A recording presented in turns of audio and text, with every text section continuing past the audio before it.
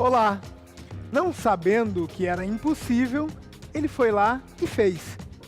É assim que a gente começa o programa de hoje, com a frase do poeta, romancista e cineasta francês Jean Cocteau. É que a gente acha que não existe impossibilidades para lutar pelos direitos humanos. Existe sim determinação, pensamento crítico, mobilização, vontade política, atitude, atitude. Mas Direitos Mais Humanos está no ar com a participação de todos, da plateia, dos músicos e da gente. E para você conectado com a rede, saiba mais sobre as experiências do Mais Direitos Mais Humanos no nosso site. Lá você vai poder participar, postando seus comentários, compartilhando todos os programas com os seus amigos e confira também o programa nas redes sociais. A gente sempre recebe 2 grupos de jovens ligados aos direitos humanos. Eles conversam, debatem e trocam experiências. Um deles é do Centro de Agricultura Alternativa do Norte de Minas. O grupo articula iniciativas para aproveitar o potencial econômico dos recursos do sertão norte mineiro, desenvolvendo a ação em torno da sustentabilidade e da agroecologia. O outro grupo vem de Brasília e atua também aqui em São Paulo. O coletivo Transverso usa o grafite, o stencil, os lambi-lambis e a performance como elementos de reflexão da realidade e intervenção nos espaços públicos. Samuel Leite e Miriam Nogueira Souza são do norte de Minas. Luciana Bispo é líder da comunidade rural geraizeira de Sobrado e participa das ações do grupo. Bora lá conhecer o trabalho deles.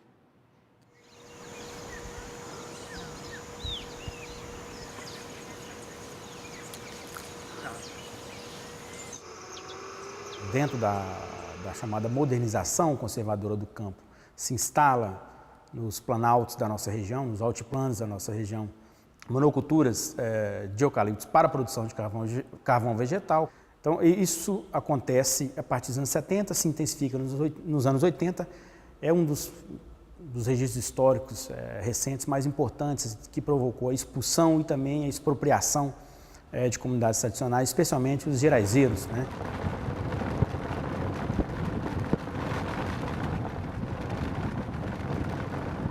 Naquele tempo que nem eu mexi com aquela chacrinha que eu tenho, foi muito difícil, né? Porque a gente era meio bobo, não sabia nem planejar as coisas tudo direito, né?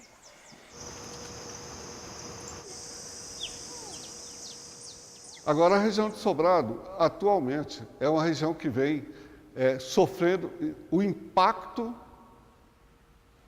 de empresas externas querendo se apropriar do território onde Sobrado está localizado. Dá para ver, bicho? Olha. Olha elas aí. O nosso córrego corria antes. E hoje, o córrego está nas nossas torneiras. Eu estou com 44 anos, morador dessa comunidade geraizeira hoje. Eu nunca tinha visto uma foice naquela área. Em 2001 para cá, hoje existia máquina de esteira, trator de pneu, criação de gado e projeto para implantação de eucalipto nessa área. Que nós não pode deixar, isso é uma área devoluta, onde entrou um empresário lá, que nem é fazendeiro, ele é empresário, destruindo essa natureza. E aí esse impacto, o que acontece em Sobrado, é que as comunidades tradicionais e as populações tradicionais não estão mais encantadas pelo canto de sereia da modernidade. A partir do momento que chegou alguém que não era da comunidade e que começou a degradar toda aquela região, a gente começou a ficar sem água que nem para beber. E a partir do momento que a comunidade percebeu que ela estava sendo ameaçada, que ela poderia ser destruída, ela se uniu, se organizou, né? Tentamos por várias vezes, através do diálogo, da conversa. Não foi possível, a gente até funcionou um tempo, mas depois, infelizmente, a gente teve que partir para a justiça mesmo. Teve aqui muitas audiências, polícia, ameaça de morte tanto de um lado como do outro. E através desse conflito é que essa comunidade se organizou e criou toda essa consciência ambiental. Em se tratando de comunidade tradicional, um direito humano básico, um direito fundamental é a terra, acesso ao território. Então eu acho que o direito à terra no país, ele não é prioridade. Prioridade é direito à propriedade. Samuel, fala um pouco pra gente como é que é a questão da agricultura no norte de Minas. A agricultura que alimenta o norte de Minas é a agricultura que ninguém conhece, que é essa agricultura que foi mostrada no vídeo, que é a agricultura familiar, que é a agricultura de fundo de quintal, porque são variedades, espécies animais que já estão acostumadas ao contexto da região, contexto de secas, de chuvas sazonais, às vezes a chuva que tem que cair para o período inteiro de chuvoso que a gente tem no norte, ela cai em um mês. E essas espécies e essas variedades que são cultivadas por essas comunidades, por esses agricultores, elas já têm essa adaptação natural. Ou seja, e ele não planta uma coisa só, planta o milho, planta o feijão, planta a fava, cria o porco. Se ele perde aqui, ele ganha lá na frente. Ou seja, essa agricultura que às vezes ela não tem um valor de mercado muito grande, mas é ela que alimenta a população. A agricultura familiar ela coloca 70% da comida na mesa do brasileiro, né? Enquanto o agronegócio é para grandes exportações, para o exterior. Acho que no norte de Minas, eu não tenho isso aqui agora especificamente, mas não foge a regra. Mas faz parte disso, Faz parte claro. disso e com certeza. Agora, Miriam, conta pra gente como é que surgiu o grupo de vocês. Os jovens se reúnem, vão para o cerrado para coletar frutos. Então, acaba que, além de uma fonte de renda, é uma forma que os jovens se interagem, uma forma... Porque a zona rural tem um pouco de restrição, né? Então, a gente tem esses espaços para se interagir. Onde? Oi? E se encontram aonde? Na casa de alguém, no pátio de alguém? A gente junta a turminha, vai para o cerrado mesmo, coletar as frutas, depois a gente junta... hoje já tem uma unidade multiuso, que é a unidade de processamento dos frutos. Qual que é a principal luta da sua comunidade? No momento, acho que o principal foco nosso lá é a defesa do nosso território, que defendendo o nosso território, a gente vai estar defendendo os nossos recursos naturais e as nossas fontes de águas, né? Que a sobrevivência da comunidade, ela depende da preservação desse território. O território já foi demarcado e nós estamos lutando na defesa dele. Certo. E como é que você vê essa ação do Centro de Agricultura Alternativa? A agricultura familiar, ela é responsável por 70%, né, da comida da mesa do brasileiro. E o CAA, ele está trazendo alternativas de uma agricultura nova, sem agrotóxico, o incentivo à agroecologia, né, que é preservando a diversidade de culturas, e é fundamental na vida da comunidade. Patrícia Bagniewski e Patrícia Del Rey vêm de Brasília e são do coletivo Transverso. O Cauê Maia representa o coletivo em São Paulo. Vamos ver como eles unem arte de rua ao direito à memória e à verdade. Vamos lá.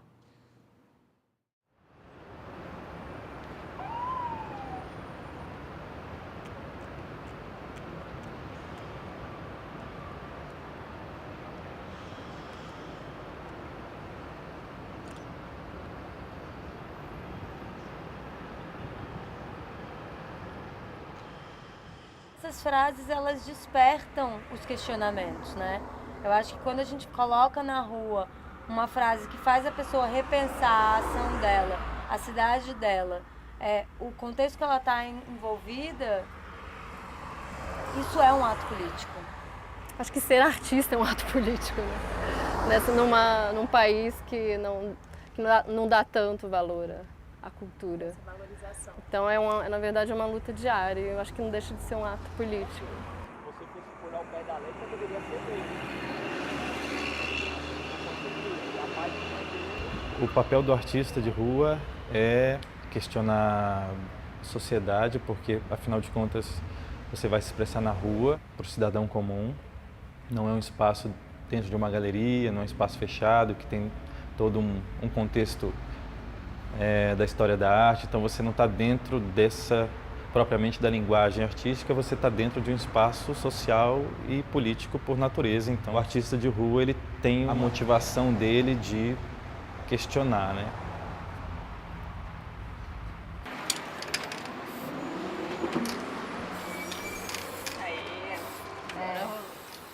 Por que pode ter uma publicidade, um outdoor enorme, falando às vezes de cigarro ou de bebida alcoólica, e não pode ter um poema na rua? Então, existe uma zona cinzenta entre transgredir uma regra e simplesmente ser dono da cidade, simplesmente fazer parte dela e interagir com ela de alguma maneira.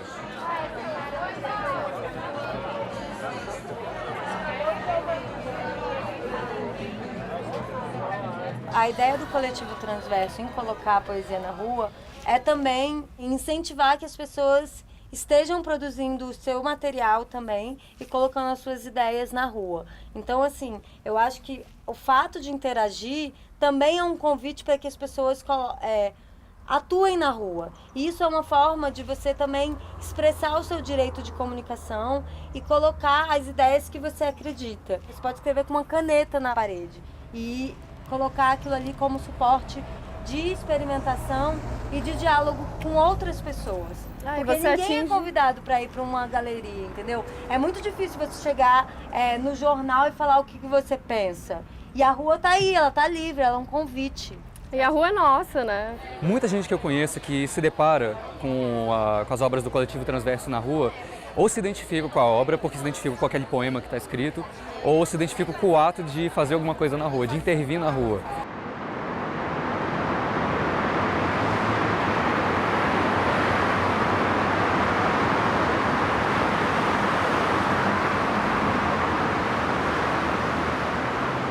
A rua é uma maneira mais impactante, mais imediata de provocar esse diálogo, sabe? Porque os encontros se dão na rua. A rua é o lugar mais dinâmico e mais democrático, no sentido que você não consegue impedir quem não tem onde morar, quem não tem onde estudar, quem não tem onde viver, vive na rua, mora na rua, estuda na rua. Então, nesse lugar que a gente também quer trazer uma contribuição positiva nesse sentido.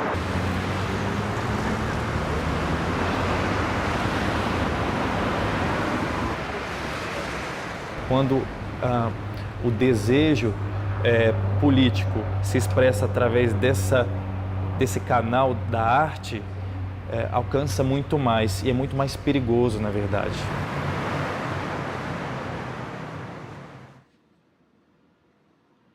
Patrícia Maniewski. Olá. Fala um pouco sobre a criação do coletivo. A gente se conheceu na casa do Cauê, que ele vivia numa república, né? Em Brasília ou em São Paulo? Isso? Em Brasília, né? Tá. Cauê já morou em Brasília. Isso. Então a gente tinha amigos em comuns, que a gente acabava que a gente se reunia, fazia almoços, bebia uma cervejinha e discutiam muito sobre arte urbana, sobre as questões existenciais. Uhum. E o Cauê, ele já fazia um trabalho de rua em São Paulo, né? Ele já mexia um pouquinho com stencil, já sabia da técnica em si.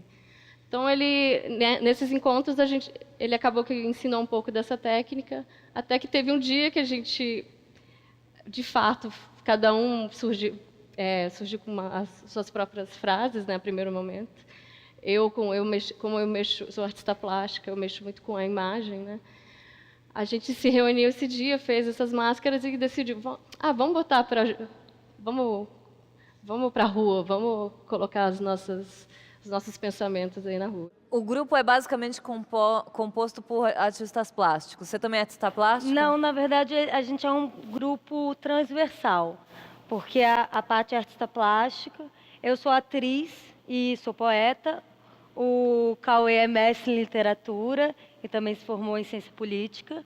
E eu acho que as artes plásticas são autodidata, né? A gente acabou ensinando, aprendendo um com o outro. Muito, bacana. Essa foi indo na raça mesmo. Eu acho que isso é o legal, né? Esse é o diferencial do grupo, porque a gente tem várias frentes ali que se juntam e vira algo especial. A rua é o lugar do encontro. E a rua, ela está sendo construída todos os dias. Então, eu acho que a gente tem direito de atuar na rua.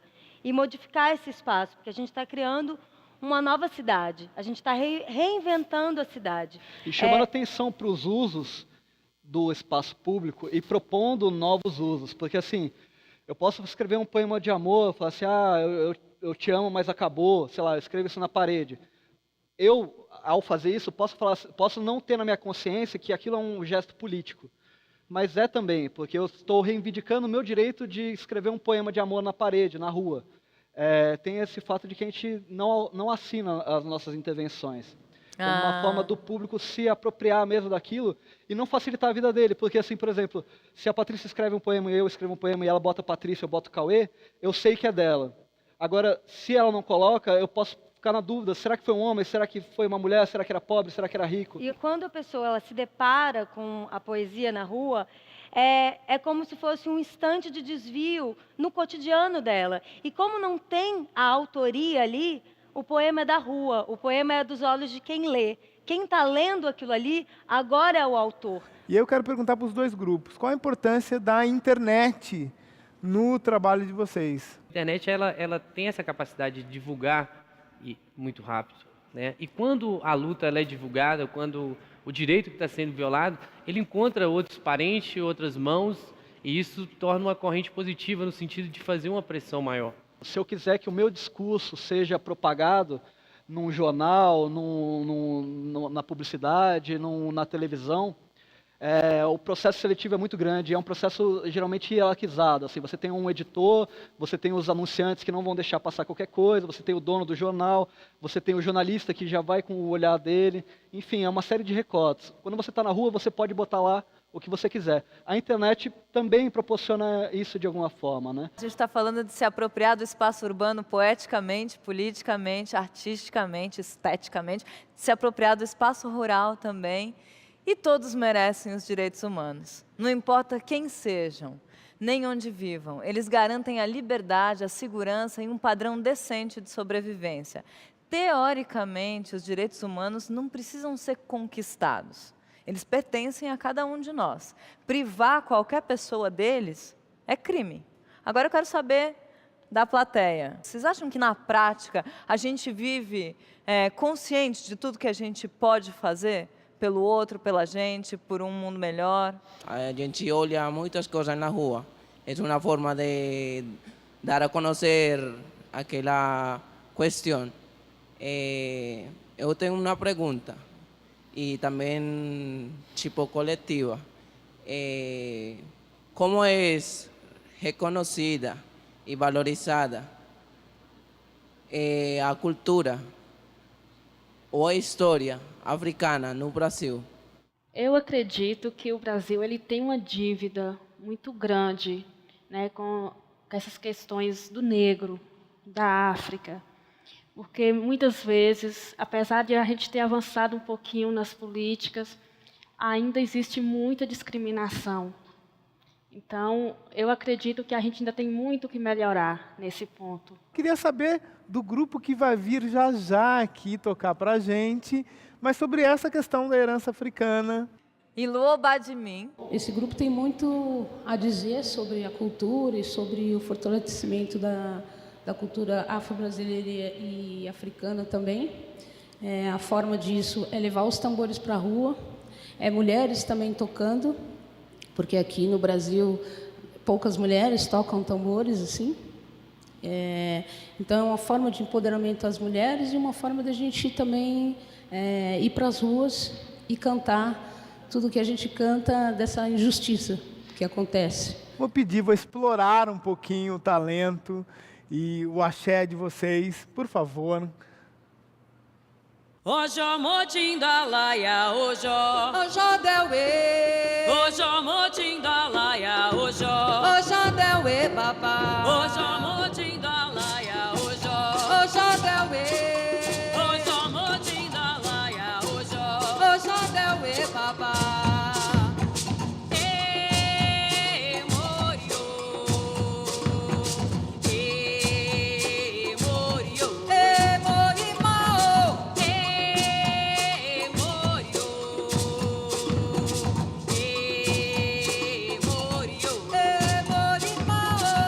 Eu dou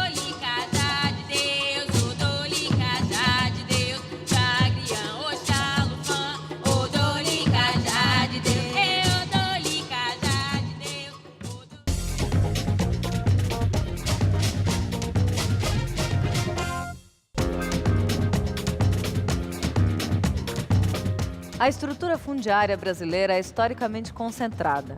Isso significa que, tradicionalmente, poucas pessoas são donas de vastas extensões de terras, enquanto a maioria da população possui pequenas propriedades ou não possui terra nenhuma. A origem dessa distribuição no nosso país está no nosso passado colonial. É só lembrar das capitanias hereditárias. Lembra lá da aula de História do Brasil? Onde o nosso território foi dividido em 15 grandes lotes entre 12 donatárias. Conflitos entre grandes fazendeiros e pequenos produtores rurais não faltam na nossa história. Mas iniciativas como o Centro de Agricultura Alternativa do Norte de Minas provam que as comunidades tradicionais e os pequenos produtores rurais também têm chance de desenvolver e garantir lucro através de uma produção agroecológica. E a agroecologia consiste em uma proposta alternativa de agricultura familiar, socialmente justa, economicamente viável e ecologicamente sustentável. Vamos conhecer mais um pouco sobre essa história.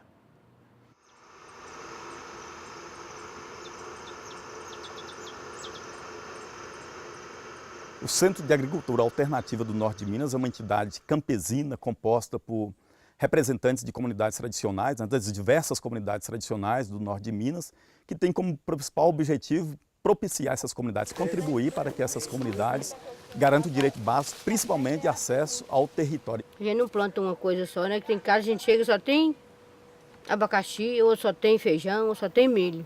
E aqui não, a gente planta tudo associado. Aí tem a abóbora, tem o pé de pinhão, tem coquinho azedo, tem abacaxi. Nós estamos aqui no assentamento Americana e o seu Cido vai contar pra gente como é a organização aqui da comunidade. Aqui é um assentamento agroextrativista, né? Aqui nós estamos na região bem de Cerrado, né? Aqui no município de Grão-Mogol, fazendo aproveitamento dos frutos nativos, né? Do Cerrado, também como uma alternativa de complementação de renda. É uma forma também de a gente poder preservar e conservar o nosso Cerrado, né?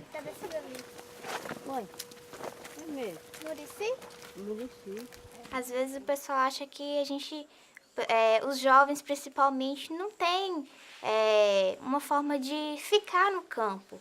E aqui no assentamento a gente tem esse exemplo que isso não é verdade, né? A gente tem várias formas, fontes de renda, temos o trabalho de extrativismo, que a gente coleta os frutos junto com os jovens, todo mundo. Então, assim, é uma forma de a gente ter uma fonte de renda e também se divertir, né? No primeiro momento, né, da instituição do CAA, ele nasce com esse objetivo, né, prestar assessoria, formação às comunidades em vista da produção agroecológica. Hoje a gente tem, dentro da rede de agrobiodiversidade, a gente tem várias organizações, né? Tem o CAA, que é um articulador aqui na região, né? E isso é importante porque dentro desse trabalho, né, da rede de agrobiodiversidade existe uma troca de conhecimento muito profunda, né? É um momento forte, né, de formação, de capacitação, né? Aqui teve um conflito aqui que rolou por 8 anos, uma pessoa querendo desmatar isso aqui e nós não conseguimos deixar. Mas a partir do momento que as comunidades vão se organizando, que elas se descobrem, né, que são sujeitos de direitos e principalmente ao direito territorial, as comunidades começam a cobrar, né, esse direito, começam a cobrar os seus territórios tradicionais. E aí, nesse processo de cobrança, de mobilização, surgem os conflitos, né, socioambientais. E aí o CAA, então, ele sentiu a necessidade para atender essa demanda, essa nova demanda das comunidades, de ter uma assessoria jurídica, né? Então, pessoal, nós, graças a Deus, o livro está pronto, né? Agora, para a gente refletir um pouco sobre a aprendizagem que foi fazer esse livro, né? Esse livro com as receitas da comunidade, né? Cada casa que a gente entrevistou, as pessoas são... E eles sempre deixavam, cada receita que a gente pegava, eles deixavam assim, ó, isso aqui eu aprendi com minha mãe, ou com a avó de minha mãe, são receitas bem antigas, assim, do lado a cultura do sobrado, que retrata a cultura do sobrado, como o café sombreado, a gordura de piqui. No início era só fazer uma pesquisa para não deixar se perder. O resultado Foi tão satisfatório que a gente acabou terminando em um livro, que é um orgulho aqui para a comunidade. E esse livro é mais um instrumento para a gente manter a nossa comunidade, manter a nossa cultura e reforçar tudo aquilo que a gente acredita. Um dos eixos de atuação do CEA é justamente a formação, né? Trabalhar junto às comunidades para dizer para elas, olha, vocês precisam, né, se mobilizar para que aqueles direitos que foram conquistados em termos substantivos, né, em termos legais, sejam de fato efetivados. Ele está propondo isso, mas você está faltando ele fazer articulação para ser um sindicato. Para nós que somos trabalhadores rurais, que somos de uma comunidade rural, a terra, ela é tudo, porque ter terra é ter dignidade.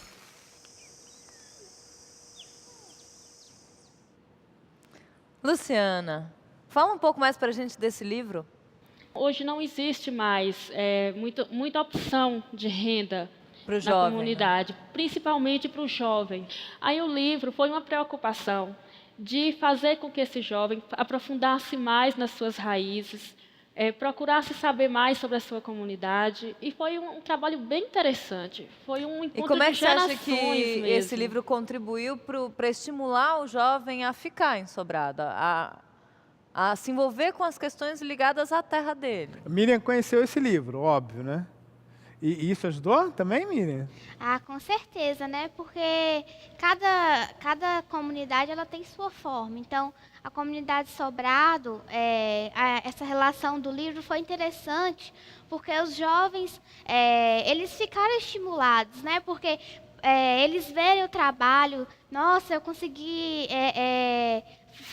ajudar na publicação de um livro. Então, assim, estimula bastante o jovem, e o jovem precisa disso, né? Quando você percebe, a agroecologia ela é uma essência, ela é um estilo de vida, né? A agroecologia é uma técnica de trabalhar de forma harmônica com o meio ambiente, respeitando os ciclos da natureza e utilizando da natureza para você ter uma produção saudável. Essas comunidades hoje, as comunidades tradicionais, elas são vistas por muitos pesquisadores, não todos, como o exótico, o modelo de mundo que eu quero lá na minha casa, onde eu posso pegar o tomate e comer, onde Dona Maria pila o café no pilão, né? Só que isso é um estilo de resistência, isso é uma forma de continuar ali, isso é uma forma de mostrar para o mundo que é possível viver sem que o planeta acabe amanhã, sem que o planeta entre em colapso. E quando esses pesquisadores faz o objeto de estudo dele, de mestrado, de conclusão de curso, ele sai dali, o que ele deixou ali naquela comunidade? Qual foi o legado que ele deixou para aquela comunidade? Ali não ficou nada, apenas foi usado. E essas comunidades, por compreender como sujeitos de direito, elas estão cobrando justamente isso. Pesquisar para quê? Para que isso vai ser pesquisado aqui? Que retorno? Que retorno que a gente vai ter? Né? O que isso vai contribuir na nossa luta? Né? Para Claro. que isso vai ser feito? Então, acho que o livro, além de acontecer, minha mãe de tanto falar que eu sou bonito, eu acreditei que eu sou bonito, né? E falo isso para todo mundo. O livro, de tanto falar que as coisas é gostosas, de falar que dá para fazer, o que você pode fazer com a casca de abóbora, com aquilo outro, a juventude também compreendeu, e o diálogo com os mais velhos, para que isso possa se passar. Luciana, como é que se dá na prática ali, no dia a dia de vocês? A gente aproveita daquilo que a gente tem, né, o espaço que a gente utiliza para plantar, para colher, de uma maneira que você respeite a natureza, que você respeite aquele ambiente, porque vai ser uma garantia de que você vai ter aquilo, não vai ser, você não vai plantar só uma vez. Então, a partir do momento que você diversifica ali a produção, que você usa o espaço com responsabilidade, respeitando a natureza, eu acredito que isso vai te garantir que ele permaneça ali enquanto você precisando dele. Mas quero saber agora da plateia. A gente tem uma Minha pergunta. amiga. A agricultura familiar e as comunidades tradicionais são prejudicadas pelos agricultores. Pelos grandes produtores. Pelo agronegócio. Sim. Pelas grandes indústrias. Pelas empresas grandes, assim. Eu acho que as grandes, né, corporações produtivas, seja ela mineradora, seja ela do agronegócio, ela prejudica na totalidade as comunidades tradicionais. Na totalidade. Porque ela tira dessas comunidades o direito de sobreviver. A premissa básica que é viver. Por quê? Se tirar sua casa, você vai para onde? Né? Se tirar seus ofícios, seus saberes, se chegar em você e falar que está tudo errado o que você está fazendo, Você vai meio que entrar em parafuso, não vai? Se tirar suas referências, você não vai ter onde ficar. Hoje, as comunidades rurais lá no Alto Rio Pardo, elas estão encurraladas. Eu acho que esta é a palavra. Encurraladas pelas grandes empresas, né, de eucalipto, que chegou e foi praticamente tomando todas as terras onde antes se plantava abacaxi, milho, mandioca. Hoje se planta apenas eucalipto. A Constituição Federal diz que os povos e comunidades tradicionais são grupos que possuem culturas diferentes da cultura predominante na sociedade e se reconhecem como tal. Esses grupos devem ocupar e usar territórios e recursos naturais para manter a sua cultura. Recursos que devem utilizar de conhecimentos, inovações e práticas que foram criados por eles e transmitidos oralmente. Essa conversa toda também está na internet e nas redes sociais. Acesse o site. Ilu Obadimim, mais música, mais terra, mais plantio sustentável, mais direitos, mais humanos, volta depois do intervalo.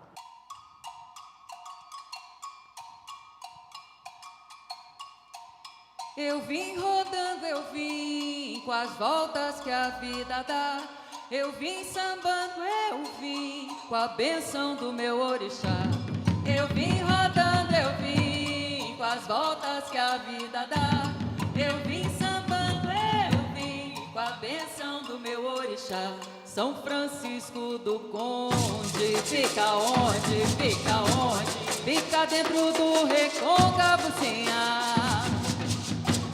E o Recôncavo é baiano, todo ano, largo tudo e vou pra lá. Da Bahia para a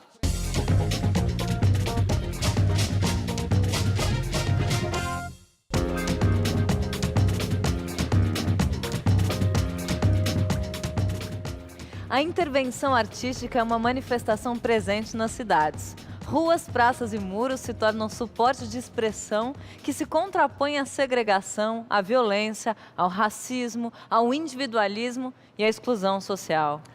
Essa arte, inscrita nas praças, becos, vielas e túneis, traz à tona indignações e indagações que estão no centro das questões dos direitos humanos.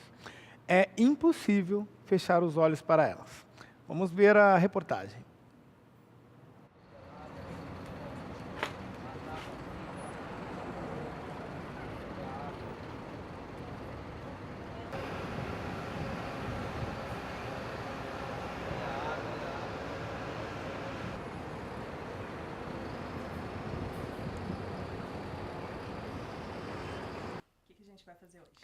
Então, hoje a gente vai realizar uma intervenção. A gente vai criar uma placa,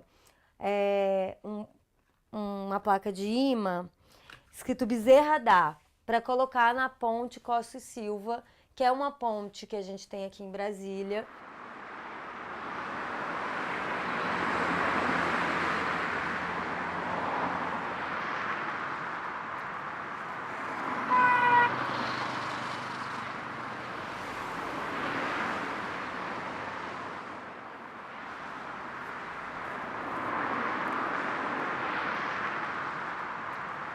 O Brasil, seja no seu sistema educacional, seja por seus meios de comunicação, seja pelos seus monumentos, memoriais, toponímia, que são os nomes de locais públicos, deveria ter uma memória mais forte em relação a esse período. A ditadura brasileira perseguiu muitas pessoas. Ela torturou, ela matou, ela fez com que pessoas fossem desaparecidas, ela expulsou estudantes de universidades, ela tirou o emprego de muitas pessoas, ela acabou com sonhos, com expectativas de vida. Então, nós temos que aprender com essa experiência. Aprender como isso foi possível, como um governo legitimamente eleito, um governo democraticamente estabelecido, é derrubado por uma conspiração e esse golpe dura pelo menos 21 anos.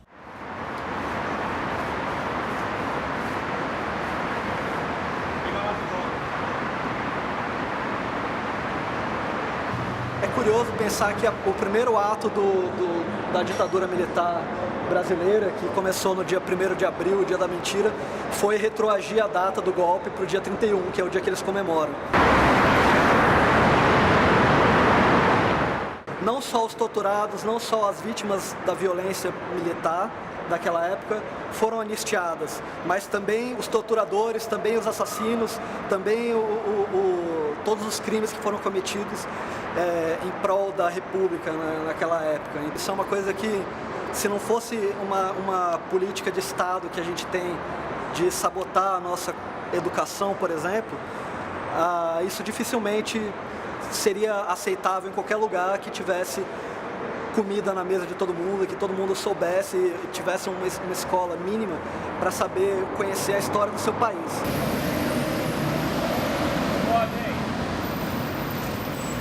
Essa metranca aí é do caralho!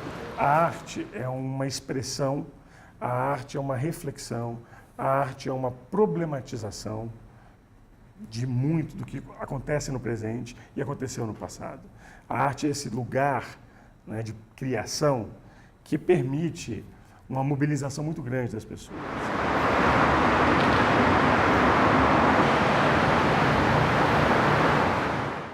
Um ser humano que não tem acesso à arte, não tem acesso à cultura, é um ser humano incompleto. É um ser humano que tem uma parte importante da sua subjetividade reprimida. Ok. Meu amigo Cauê. Aqui pode haver poesia. O que é isso aqui? Isso é uma máscara de stencil. É engraçado porque assim, quando as pessoas vão... A gente teve que criar um nome pra gente, porque assim, as pessoas falam, o cara é grafiteiro ou é pichador. São duas técnicas de arte urbana reconhecidas. Agora, o stencil, ele não tem um verbo, pelo menos em português, você não fala, vou stencilizar, não sei o quê. E também não é... Estenceiro, né? Estenceiro. O cara é estenceiro. E também não é o que define mais a gente, porque o que a gente faz é uma pesquisa de técnicas e formas de expressão por meio da arte, da intervenção urbana no espaço público, né? Tem um movimento poético que também nos inspira, assim, que também é uma referência, que é a poesia concretista, né? Que ela se apropria do espaço branco da página como elemento de significado para compor um desenho ali. A gente também faz isso na medida em que existe a cidade e a gente está compondo esteticamente uma coisa que não necessariamente a pessoa vai ler de primeira, ela vai ver um desenho, uma imagem, aquela imagem pode chamar a primeira atenção e depois ela vai ler e vai ser chamada por aquele conteúdo também. Você começa a ver a cidade como tela, né? Como uma espaço... pele, né? Quase como uma pele. A gente está tatuando sobre essa pele. Brasília mais ainda, do concreto para o concreto. A gente chama também isso até de um carimbo, né? Sim, e lembra um pouco até essa questão burocrática. Patrícia Del Rey, você ia começar a falar sobre isso, desenvolve um pouco. Por que Brasília é um lugar tão propício para intervenção? Eu acho que tem dois lugares, assim. Acho que Brasília é uma cidade, quem já teve a oportunidade de conhecer, é uma cidade planejada, é uma cidade coberta de monumentos brancos e de espaços vazios. Então, esse espaço, ele pede, eu acho que um pouco mais do nosso olhar e da nossa ação. Se Brasília foi criada lá atrás, né, assim, pouquíssimo tempo, 50 anos, o que é 50 anos? Né? A gente está no momento de recriar essa Brasília, de reinventar essa cidade. Como é que a gente transpõe isso para uma metrópole que já tem 1000 construções e reconstruções e poluições de todos os tipos e espécies como São Paulo? Eu acho que o mais bacana daqui é a possibilidade que você tem de pesquisar, de estudar, de conhecer um pouco mais sobre a linguagem de rua mesmo, porque assim, não tem nenhum lugar que vai ter escrito o manual de conduta do grafiteiro, nem um código de etiqueta que você vai seguir, entendeu? Então, é muito do observar, do tipo, eu atropelei o picho do cara, o cara também vai atropelar o meu, esse lugar aqui já é tradicionalmente ocupado por grafite, por pichação, por lambe-lambe, então eu sei que ali eu posso fazer alguma coisa. Eu escrevi em picho mesmo, num tapume de obra ali na Fradique Coutinho, escreva um poema. O lugar virou uma assembleia popular, sabe? Porque daí veio picho, veio canetão, veio canetinha, escrito a giz, pintado de várias técnicas, várias vozes, várias cores. A nossa intenção é que o leitor, a pessoa que vê o nosso poema, a nossa arte na rua, é que ele se aproprie da nossa arte. Por isso a gente não assina, porque dessa forma, como não tem o autor, ela pode, a própria pessoa vira o autor dessa frase. Facilita outros autores. Exatamente, ela se apropria da arte. A poesia é uma ferramenta de luta, é uma ferramenta política? Eu acho que Pode a poesia é um ato político. Espalhar a poesia na rua é o maior ato político que eu posso fazer nesse momento. Genial. E esse político é cotidiano, político é a definição das palavras, é um gesto político. E a poesia, ela trabalha com a definição das palavras, ela vai dizer o que é sonho, o que é vida, o que é arte, o que é poesia, o que é a noite, o dia, ou a luz, ou enfim. Ela vai tratar dessa definição de conceitos. Então, assim, por exemplo, se na época do Brasil colônia a escravidão era um direito do senhor feudal e hoje ela é um crime, é uma mudança de conceito dessa palavra, dessa prática. O trabalho desse coletivo aqui é super contemporâneo, mas a arte de rua não é uma expressão dos novos tempos, não. Na Grécia Antiga, por exemplo, já existiam cidadãos que percorriam o país cantando, declamando versos, muitos deles com muitos conteúdos ideológicos. Os grafites têm origem nos homens das cavernas, que registravam nas pedras o seu cotidiano. Num passado recente, já foi definido como violação, anarquia social, destruição moral, vandalismo puro e simples. Jean-Michel Basquiat, um artista de ascendência haitiana, nascido em Nova York, desmentiu tudo isso. Ele grafitou nos muros da cidade suas preocupações com o genocídio, com a opressão e o racismo. Minha pergunta vai aqui para o CAA. Mesmo em cidades menores, como as do norte de Minas, a rua é o palco da luta? Nós já ocupamos espaço de um poceiro, né, que foi que desencadeou todo esse conflito lá da nossa comunidade. Mais de 60 pessoas foram para lá e nós, através de ocupação, nós retomamos nosso território. Não para habitação, porque é um território mais para preservação, é uma área de recarga. E quando a gente vê aqui a questão acho que a questão principal aqui é territórios. E assim, às vezes numa cidade pequena, se você tem mais dificuldade de não ser pego fazendo uma coisa proibida, você também tem mais facilidade porque você sabe quem é o cara. Então, se você tem mais possibilidade de conseguir a autorização, por exemplo, para fazer se você conversa com um morador do lado. A Universidade de Montes Claros já deu autorização. Posso fazer um grafite? Ó, esse aqui é um poema, esse aqui é nosso trabalho, posso fazer na sua foto? O cara pode achar legal. A arte de rua é um convite democrático à reflexão e a enxergar o mundo ao nosso redor. Ela esfrega nas nossas caras as injustiças e nos desafia a pensar em perguntas que nem sempre queremos responder. Agora para a plateia, hein? Aqui o amigo de branco. Queria saber como que eles são vistos pelas autoridades, se tem algum apoio, esse passo vocês podem fazer, esse não, ou se vocês são vistos como pichadores mesmo, como que funciona isso nas cidades que tem a lei, né, que não pode? No caso de Brasília, Brasília é uma cidade tombada. Então, assim, a gente não tem autorização para realizar essas intervenções. Porém, nós realizamos essas intervenções de dia, aos olhos de quem passar, porque a gente acha que isso é um direito, como cidadão. E como habitante daquela cidade, eu acho que eu tenho o direito de interagir naquela cidade, porque eu acredito que o que a gente está fazendo é valorizando esse espaço, é criando um espaço de diálogo entre as pessoas que transitam aquela cidade. O papo tá bom, mas a gente ótimo. podia ouvir mais música, né? E por falar em ocupação das ruas, né? O ILU é um grupo que ocupa as ruas. Eu vou pedir para ocupar aqui o nosso espaço. Palco. Por favor, meninas. Lavadeira da beira do rio, me ensina a cantar, me ensina a cantar, me ensina a cantar, me ensina a cantar esse canto que é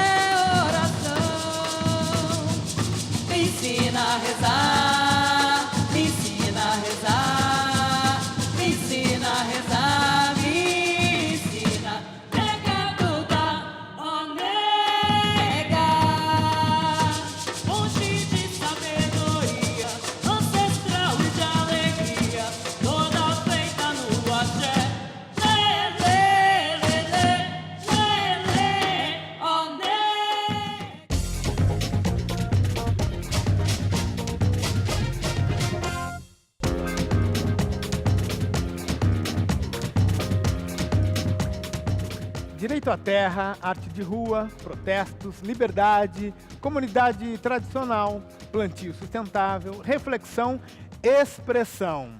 Foi o que tivemos aqui no programa. A concretização dos direitos humanos está longe de se esgotar e é preciso avançar para encontrar novos rumos sem perder o que já foi conquistado. Agora nós vamos para uma pergunta que vai valer para os dois grupos e a resposta tem que ser breve, é o nosso famoso direto e reto. O grito local pode mudar o universo? Com certeza. O grito local, ele modifica tudo. Basta gritar com força e com vontade, eu acho. Acho que é o efeito borboleta, né? Haja localmente, que isso vai ter uma reverberação global, né? Samuel. Eu acho que sim, a primeira revolução ela acontece individualmente dentro de cada um. Luciana, só a produtividade salva? Não. Só a produtividade não. Precisa consciência e responsabilidade naquilo que a gente está fazendo. Direto e reto, Cauê. A luta vale tanto em casa quanto na rua? Eu não sei se vale o mesmo preço, mas ambas têm custos, né? Mas são importantes as duas. Miriam, a sustentabilidade é uma invenção do capitalismo? De forma alguma. Acho que vem de base, né? Dos pequenos, vem da iniciativa de melhoria de um país melhor, de sustentabilidade em todos os âmbitos, né? Tanto no rural quanto no urbano. Patrícia, toda arte é revolucionária? Eu acho que ser artista é um ato político, porque é difícil você trabalhar como artista num país que ainda não valoriza a arte do jeito que ela deveria ser valorizada. Samuel, a terra é de quem a possui ou de quem vive nela? De quem vive nela, sem sombra de dúvida. De quem a faz produzir para um coletivo maior. Agora para a plateia. A arte de rua e os direitos humanos têm a ver? É muito bom ver iniciativas ululando em vários lugares, né, do país. E principalmente o que vocês trabalham aqui me lembrou de atividades que acontecem aqui em São Paulo por grupos diversos, né? Tem um pessoal do Tanque Rosa Choque, que justamente trabalha muito com a questão da ditadura e vem alertando para os nomes das avenidas e indicando isso, apontando isso. Valeu, muito obrigada. São Paulo, Minas, Brasília e Colômbia, aqui com meu amigo Diego. Nas cavernas indígenas postavam suas histórias. É isso mesmo que a gente quer falar com o arte, que são histórias que a gente tem que lembrar, porque é sua vida que foi lembrada naqueles grafites. Mais Direitos, Mais Humanos está na internet. Visite o nosso site, lá você vai poder participar postando comentários e compartilhando todos os programas com seus amigos. Confira também o programa nas redes sociais. Bora lá pensar em Tecendo Amanhã, de João Cabral de Melo Neto. Um galo sozinho não tece uma manhã. Ele precisará sempre de outros galos. De um que apanhe esse grito que ele, e o lance a outro, de um outro galo que apanhe o grito de um galo antes. E o lance a outro e de outros galos, que com muitos outros galos se cruzem, os fios de sol de seus gritos de galo, para que amanhã, desde uma teia tênue, se vá tecendo entre todos os galos. Meninas do Ilu, ouvindo João Cabral, por favor, ocupem um espaço. Nosso programa acabou. Até a próxima semana. Valeu, mais Ilu Obá de mim. Bye, bye.